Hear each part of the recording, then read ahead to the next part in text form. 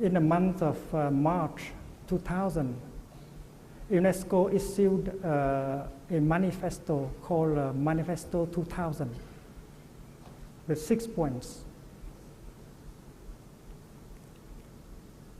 That is a practice of peace. We know that the United Nations decreed that the first 10 years of our century be a decade for the culture of peace and non-violence. And many of us have tried our best in order to implement, to promote the culture of peace and non-violence. I had the opportunity to sit down with a group of Nobel Peace Prize winners in order to draft the Manifesto 2000. There are 6 points of practice in the manifesto, and after having been circulated, the manifesto has been signed by 75 million people. 75 million people, and including heads of states, prime ministers, and so on.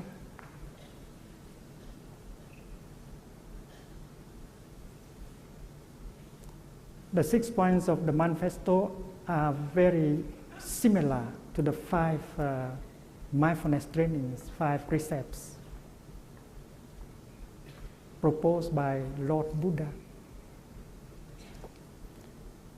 It's certain that if every one of us practice according to the 6 points of the manifesto or the 5 precepts, we shall have peace in us and in the world.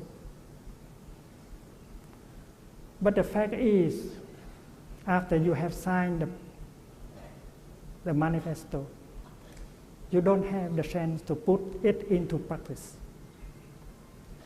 You agree with the manifesto. You know that the manifesto is a path leading to peace, but after having signed it, you don't have the opportunity to live accordingly and to put into practice the 6 points of the manifesto in your daily life. That is our shortcoming. In the Buddhist tradition, after having received the 5 precepts, you are encouraged to come for the recitation of the 5 precepts every fortnight. You are encouraged to participate in Dhamma discussions on the 5 precepts in order to learn how to apply better the teaching of the 5 precepts into your daily life.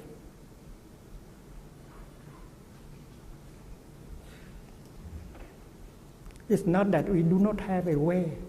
We have a way, but we do not organize ourselves in such a way that we can go on that way together as a river. That is why my suggestion is that we organize ourselves into communities. Our family can become a sangha, a community. Our classroom can become a community.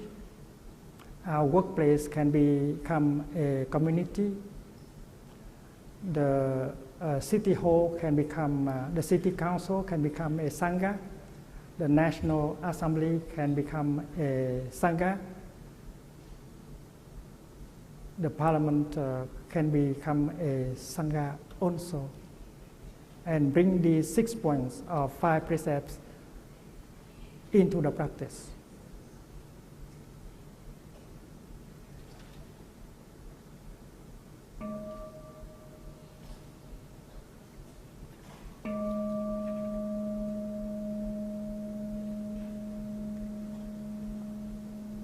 We know that the first mindfulness training, the first precept is to protect life. not only the life of people, but also the life of animals, plants, and minerals. And that is the practice of deep ecology, the practice of protecting our environment. We know that in order for human beings to be safe, to be healthy, we have to protect other species, animals, plants, and minerals.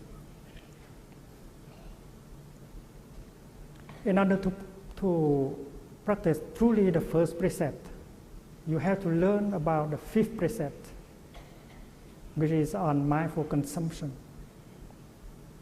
mindful production. If you exploit too much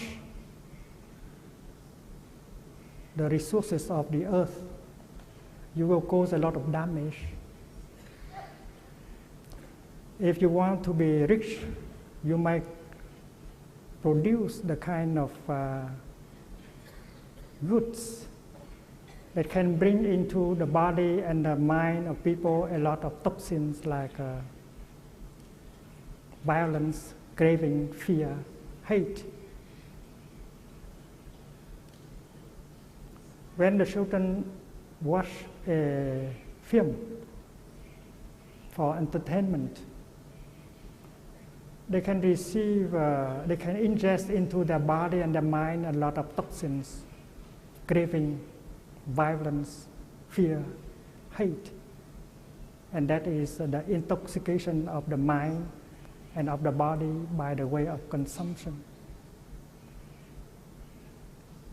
And mindful consumption, not to accept, not to produce and consume the items that can bring war, sickness, tension, hate, fear into our body and our mind, is a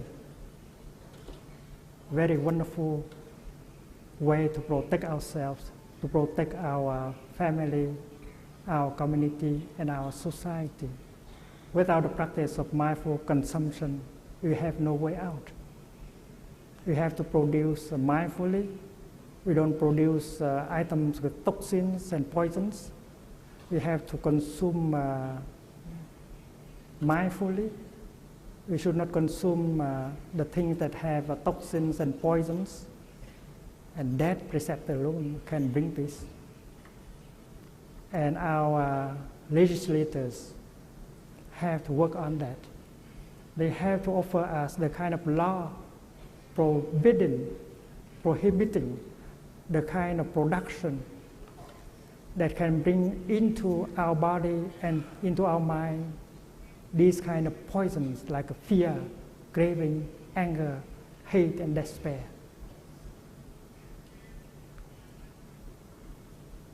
If parents and school teachers practice alone, that would not be enough. I think business leaders and political leaders have to enter into the practice. They have to help us making the law that prohibit the kind of production of these poisonous items, and they have to help us with the kind of education in order for us to practice mindful consumption for the health of our body and our spirit. The second mindfulness training is very clear: not to exploit people, not to exploit the planet. We are not doing that. We are exploiting other people. We are robbing out other people. We are making use of other people. We are exploiting the earth, and we do not think of the future for our children and their grandchildren. We do not have the kind of right thinking recommended by the Buddha. What is right thinking? Right thinking is the thinking that goes along with the insight of interbeing, of non-self. You are them, and they are you. Right thinking is the thinking that goes along with compassion, understanding, protection, and forgiveness. As soon as you produce a thought of compassion, a thought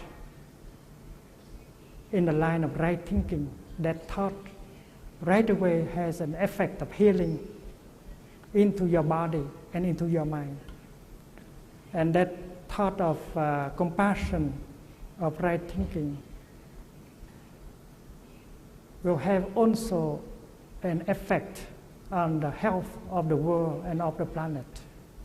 And as a Buddhist, we are able to produce many thoughts like that in a day, in a line of right thinking. We produce only thoughts of understanding, compassion, forgiveness. And when we are able to practice right thinking, and then, of course, our speech will be a right speech, promoting understanding, hope, brotherhood, sisterhood, and our action will be right action. Right view as the foundation, right thinking, right speech, and right action will follow. And that is the path of peace. We know that we have been talking a lot about peace, but we have not done enough for the cause of peace. And whatever we can do in terms of thinking, in terms of speech, and in terms of action, could be considered to be an offering to Lord Buddha. And we have the possibility to make offering to the Buddha every day. We are so grateful to him as a teacher. In our monastery in Deer Park, in the state of California, we have made money to stop using electricity of the city. We now are using only solar energy. Many hundred people live on solar energy alone. And the few cars we use, they are now running on vegetable oil.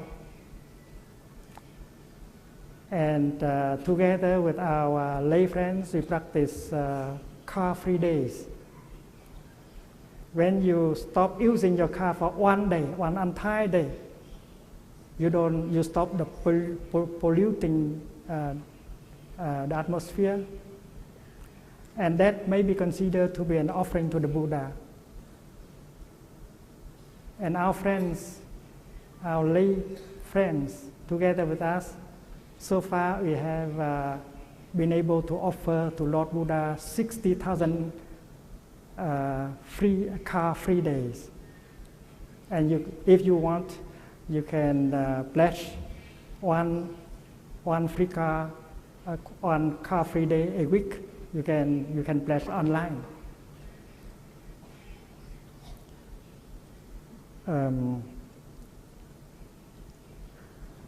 September the 22nd is the World Car-Free Day. And we hope that on that day we'll be able to offer the Buddha 100,000 car-free days. If you don't use a car, you use a motorcycle, and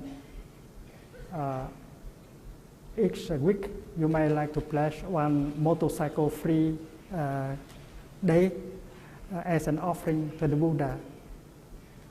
We know that we have to show our love to our planet, our protection, and using less electricity, using less gasoline is a way of expressing love also. We know very well that there will not be gasoline for every one of us. Countries like India, China have huge populations, and everyone wants to have a car. If the other person has a car, why not me? Everyone has the right to have a car.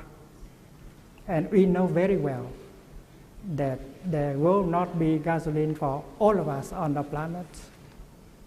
And that kind of awareness is already enlightenment, that is already right thinking. So to consume less, to live a more simple life, is the only way out.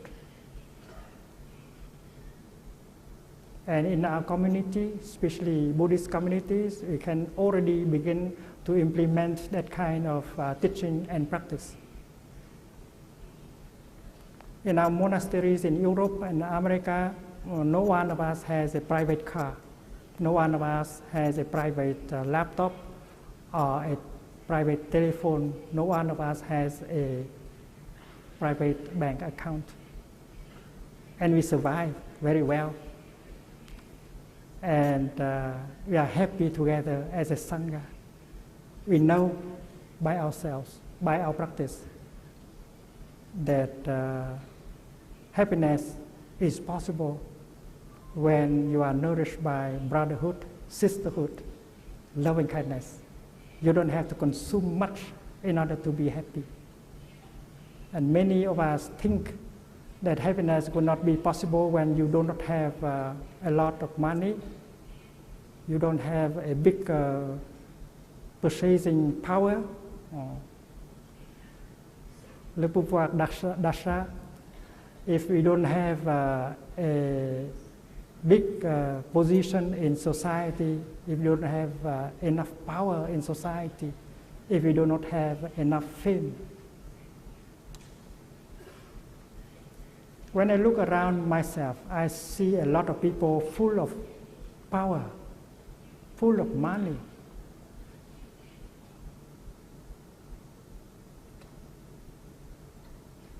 And yet they suffer very deeply.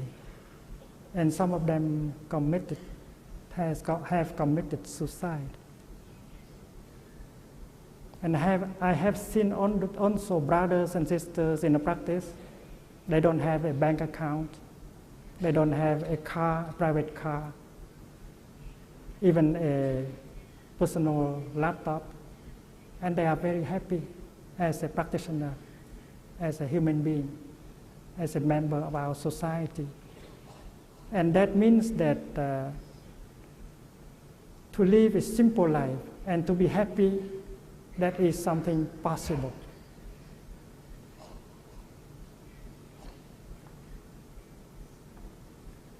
And I think that is the teaching of Lord Buddha to be implemented in our life, reducing our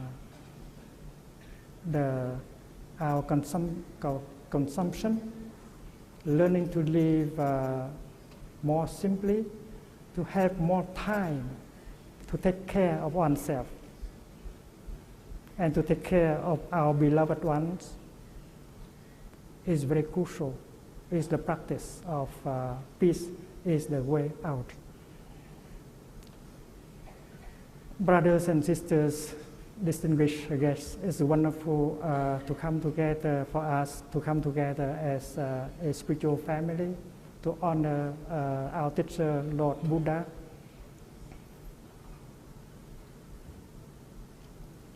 It's my conviction that in order to be kind to our teacher, Lord Buddha, we should everyone should pledge.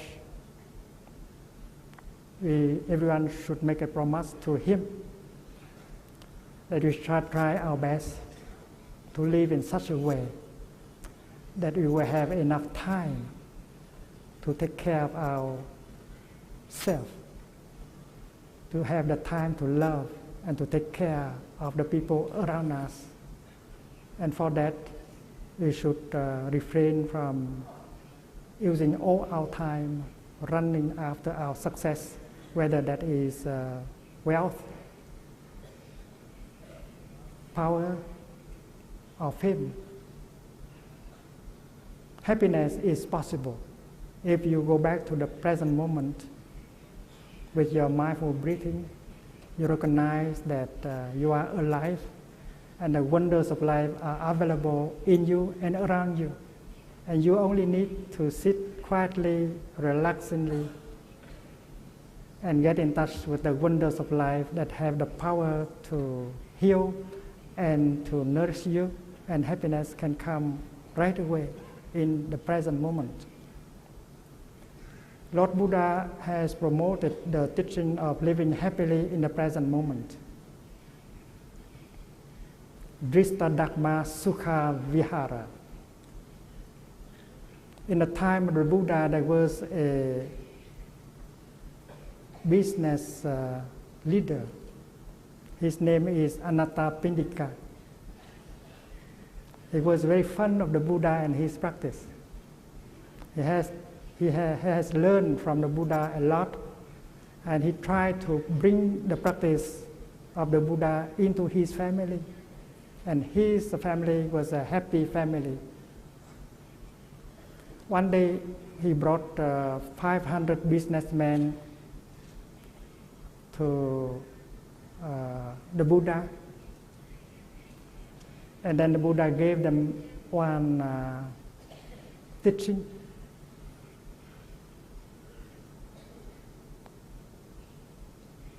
And in that sutra, the Buddha used 5 times the expression living happily in the present moment. The Buddha knows very well that businessmen, they think too much about the future. They only think of their success in the future. They don't have the time for themselves. They don't have the time for their children, for their family. And the Buddha wanted to remind them that conditions of happiness are already available in the here and the now. If they know how to practice mindful breathing and go back to the present moment, they will recognize that there are enough or more than enough conditions for you to be happy right in the here and the now. Taking care of the present moment is also taking care of the future. According to this insight, the future is made only of one substance, that is the present moment. If you invest 100% of yourself into taking care of the present moment, to do what you think that need to be done, and refrain from doing what you think that it is harmful to you now and in the future, taking care of the present moment is about everything you can do in order to assure a beautiful future, because the future is made only of the present moment. Of course, we have the right to make projects for the future, but we should not worry too much about the future. We should not be too much afraid about future. We can be established firmly in the present moment, and we bring the future to the present and have a deep look on it. We have the right to make projects for the future, but we don't need to lose ourselves in the worries, in the fear, in the uncertainty about the future. That is what the Buddha was trying to tell us. Living happily in the present moment, we already have enough conditions to be happy. This is a message that we should make known to our friends, Buddhists and non-Buddhists.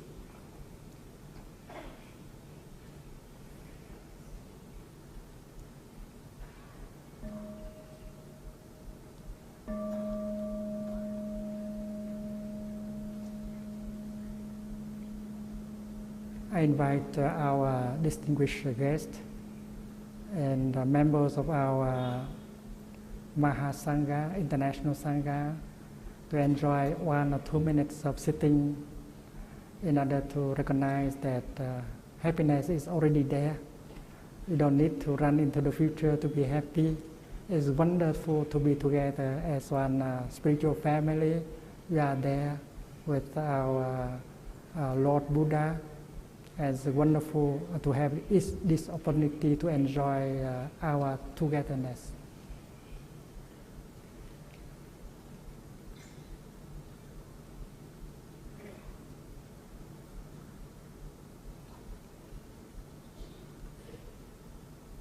Breathing in, I invite my Father in me to breathe in with me.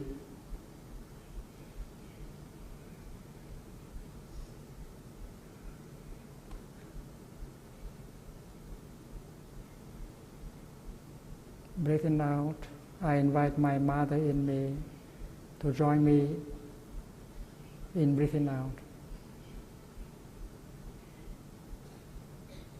Breathing in, I feel so light. Father, do you feel light as I do?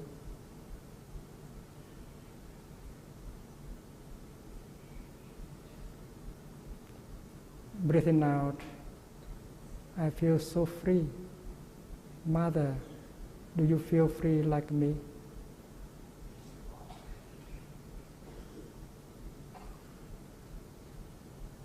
Breathing in, I see the presence of Lord Buddha in every cell of my body because I am His student, His continuation.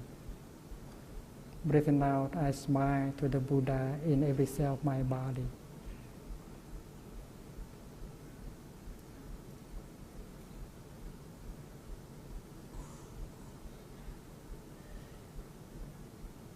I promise to Lord Buddha that I will be a good continuation of His while I walk. Every step will bring solidity and freedom and peace. When I breathe, I will bring peace and serenity into my body and my mind. When I speak, I will use loving speech. When I listen, I nourish my compassion in order to help the other person to release a lot of his suffering. I vow to restore communication between me and other members of my family, other members of my communities. And I know that doing so, I can promote peace in my society.